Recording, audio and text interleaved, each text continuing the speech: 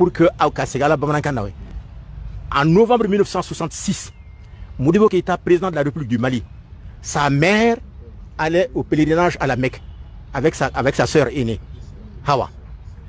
Au moment de leur départ, il a estimé que président de la République, il n'avait pas d'argent à leur donner.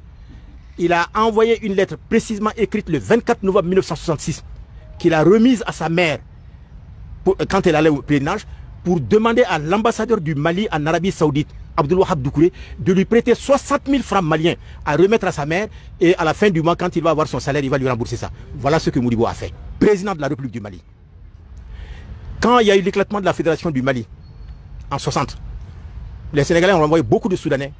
D'autres aussi ont accepté de venir parce que vraiment ils avaient estimé que ça a été un affront contre le Soudan. Ils sont rentrés.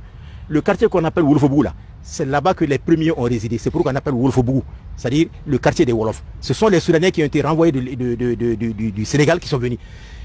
Et Modibo, à l'époque, estimé président de la République, la future République du Mali, il a lancé un appel pour demander à tous ceux qui peuvent apporter des contributions. Ils ont créé un fonds spécial pour appuyer ceux qui sont venus du Sénégal. Certains sont venus avec seulement leurs habits. Ils n'avaient rien, absolument rien à manger.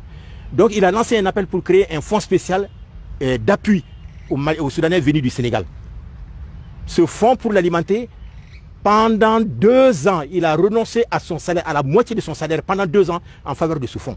Et vous savez combien il gagnait à l'époque? 175 000 francs. 175 000 francs maliens, président de la République, jusqu'à sa mort.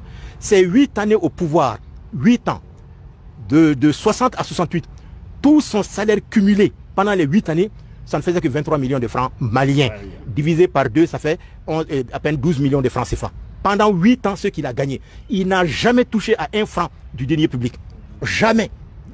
Mais aujourd'hui, vous voyez, le président qui est parti, il avait 150 millions, prime seulement, hein, ses indemnités de défense mensuelles. Chaque mois, ça n'a rien à voir avec son salaire. Son salaire, c'était près de 4 millions de francs CFA.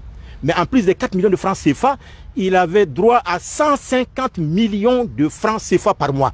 S'il veut qu'il mette le feu à ça, on ne va jamais contrôler.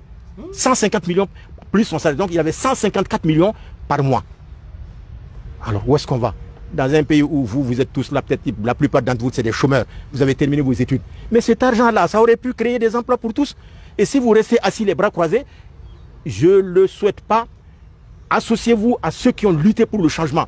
Sinon, si vous laissez le champ à d'autres vautours qui sont en train de s'organiser pour essayer de tromper les militaires, vous allez avoir des situations pires que ceux que vous avez vécues sur UBK. Donc mobilisez-vous autour du M5.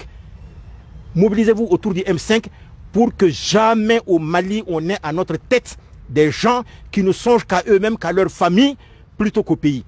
Donc moi je pense que s'il y a un message à vous donner, c'est un peu ça, hein, vraiment.